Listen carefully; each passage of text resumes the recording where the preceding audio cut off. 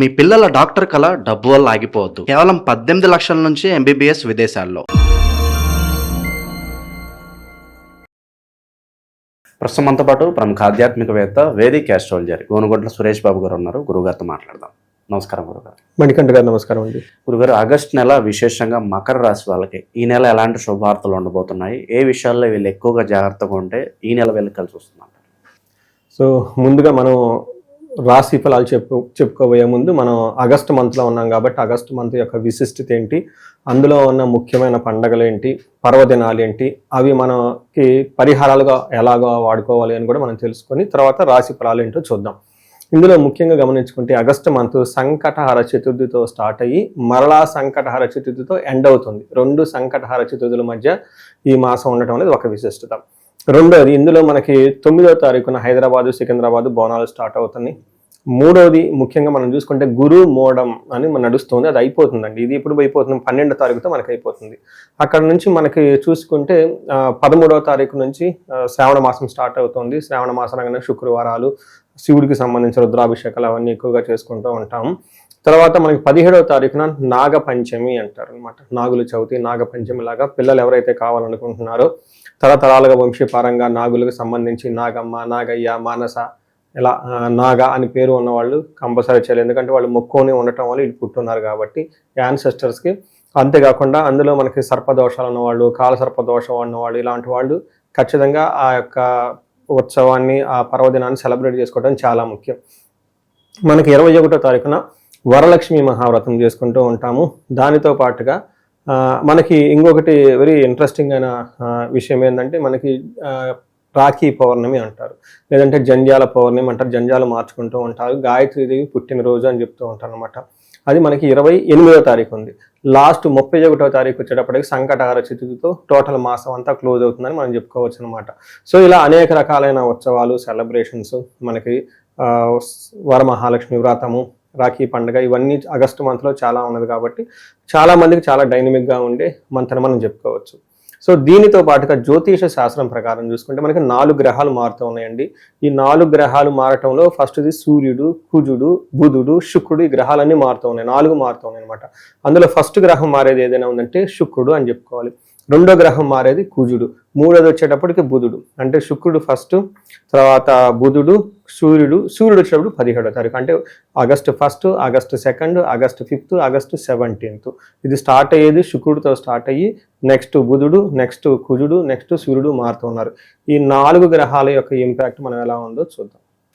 So మనం మకర రాశి చూసుకుంటే ఓవరాల్గా బాగున్న రాశుల్లో మకర రాశి ఒకటండి. మేజర్ గ్రహాలు బాగా సపోర్ట్ చేస్తున్నాయి. శని కానివ్వండి, గురువు కానివ్వండి, మిగతా గ్రహాలన్నీ. అయితే ఇప్పుడు మారుతున్న ఈ 4 గ్రహాల్లో కూడా 2 గ్రహాలు అనుకూలంగా ఉన్నాయి, 2 గ్రహాలు మాత్రం కొంచెం ఇబ్బంది పెట్టే విధంగా ఉన్నాయి. డే ప్రకారంగా చూసుకునే ఒక 70% బాగుంది, చాలా ప్రోగ్రెసివ్గా ఉన్న రాశి అని మనం చెప్పుకోవచ్చు. ఇందులో ఫస్ట్ మకర రాశిలో ఉన్న నక్షత్రాలు ఉత్తరాషాఢ 2, 3, 4 పాదాలు, శ్రవణం 1, 2, 3, 4 పాదాలు, ధనిష్ట 1, 2 పాదాలంతా ఇందులో ఉంటాయి. పేరు బలం ప్రకారం చూసుకుంటే వీళ్ళకి భో, జాజీ, జూజే, జో, ఖా, గాగి అన్న లెటర్స్ ఇందులో ఉంటుంది. మనకి లఘు గోచారం, సూక్ష్మ గోచారం ప్రకారం సంస్కృతంలో చిన్న చిన్న మాటలతో టోటల్ మంత్ ఎలా ఉందో మనం చెప్పుకోవచ్చు. దాంట్లో సూర్యుడి వల్ల 8th హౌస్లో ఉండటం వల్ల పీడం అంటే ఏదో ఒక బాధలు ఉంటుంది మనం చెప్పుకోవచ్చు. రెండోది కుజుని వల్ల సంపదలు ఎక్కువగా వస్తుంటుంది, చాలా ధైర్యంగా ఉంటారు. శుక్రుని వల్ల స్త్రీ సుఖ ఆప్తి, స్త్రీల ద్వారా హ్యాపీనెస్ బాగా ఇచ్చే అవకాశం ఉంటుంది.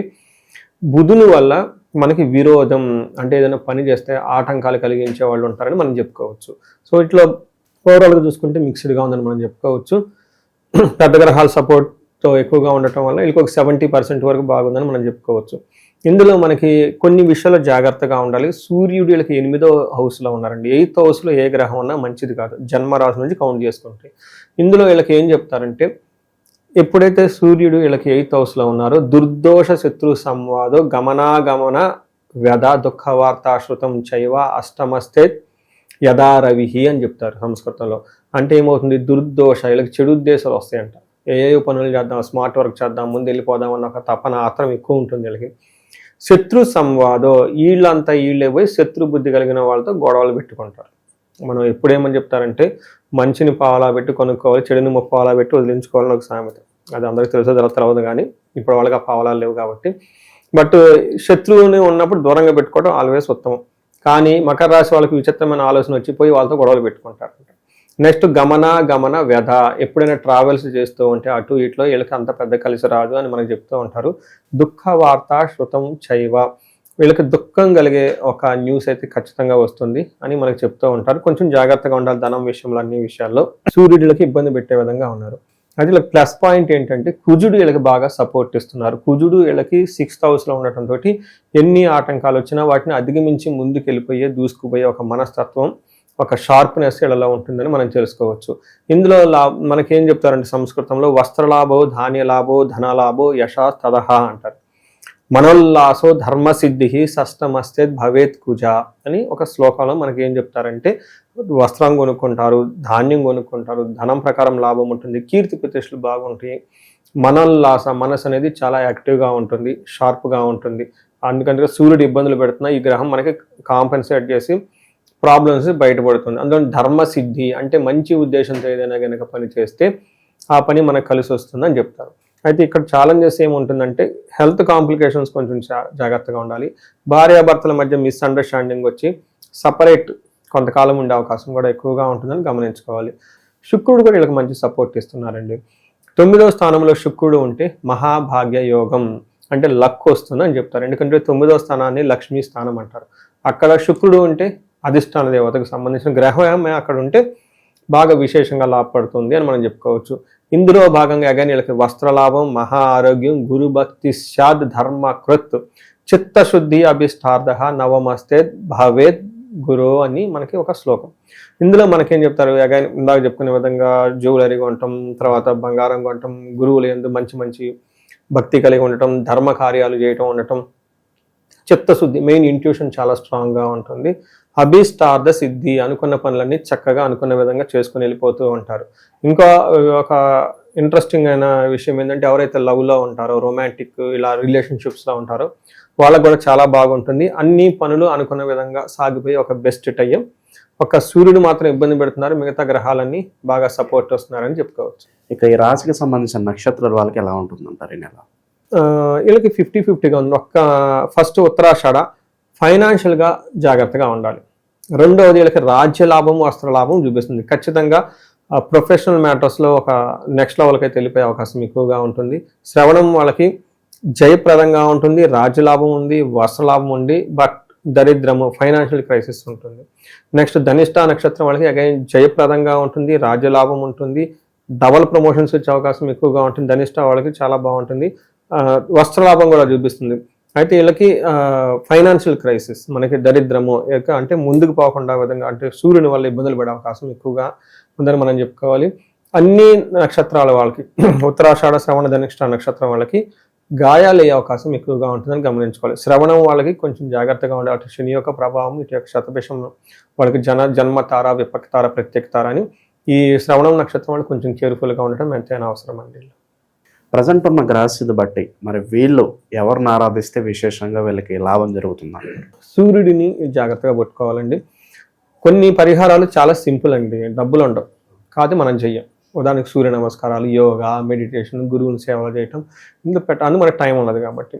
కొన్ని వచ్చేటప్పటికి కొన్ని మందులో వచ్చేటప్పటికి మనం చూసుకుంటే ఆదిత్య హృదయ స్తోత్రం చదవడం, ఇది కూడా చాలా కష్టం, నోరు తిరగదండి. అంటే ఈ మధ్యకు అందరు చెప్తారు వింటున్నామని చెప్తూ ఉంటారు కొంచెంలో కొంత, బట్ దానికి నేనైతే సపోర్ట్ చేయను. చదివితే ఉండే అది నెగటివ్ ఇంప్రెషన్స్ ఉండవు. అది ఒకటి వెరీ గుడ్ చాంటింగ్ చేయగలిగితే. మనకేం చెప్తారంటే మంత్రతో జపతో నా స్త్రీ దుర్భిక్షం అని చెప్పేసి జపం చేస్తూ ఉంటే ఎంత దుర్భిక్షం అయినా పోతుంది అని చెప్తూ ఉంటారు. కానీ వీళ్ళు అది చేయగలిగితే చాలా ఈజీ. బట్ ఇంకా సింపుల్ ఈజీ మెథడ్ ఏంటంటే బ్రాహ్మణోత్తముల దగ్గరికి వెళ్ళిపోయేసి వాళ్ళ ద్వారా సూర్యుడికి సంపూర్ణమైన శాంతి పూజలు చేయించుకుంటే చాలా కలిసి వస్తుంది. ఆదివారం రోజు గోధుమలు ఆవు గినక తినిపించగలిగితే చాలా బాగుంటుంది.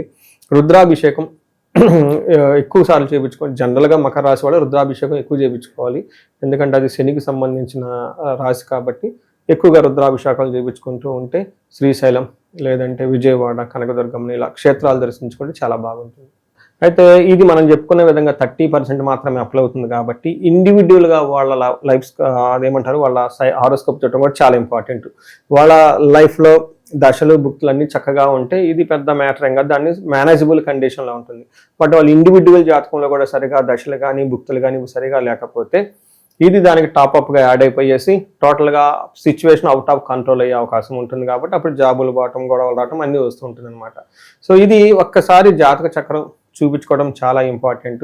ఎస్ అయితే ఇంకొకటి, నేను ఏజ్ 40± అంటే 35 to 45 ఏజ్ బ్రాకెట్ ఎవరికైతే ఉందో లైఫ్లో సక్సెస్ఫుల్ ట్రాక్ రికార్డు ఉండి, అంటే బాగా అకాడమిక్ చదువుకొని బాగా ఎడ్యుకేషన్ మంచి పొజిషన్లో ఉండి తర్వాత ప్రొఫెషనల్గా సక్సెస్ఫుల్గా చూసుకొని సడన్గా వాళ్ళకి లైఫ్లో ఒక వ్యాక్యూమ్, ఒక గ్యాప్ వచ్చింది, ఎందుకో అర్థం కాలేదు, జాబ్ పోయింది, లేదంటే ఎటెళ్ళాలో అర్థం కావట్లేదు, కన్ఫ్యూజన్లో ఉన్నాము, ఒక క్రైసిస్ లాగా వస్తుంది.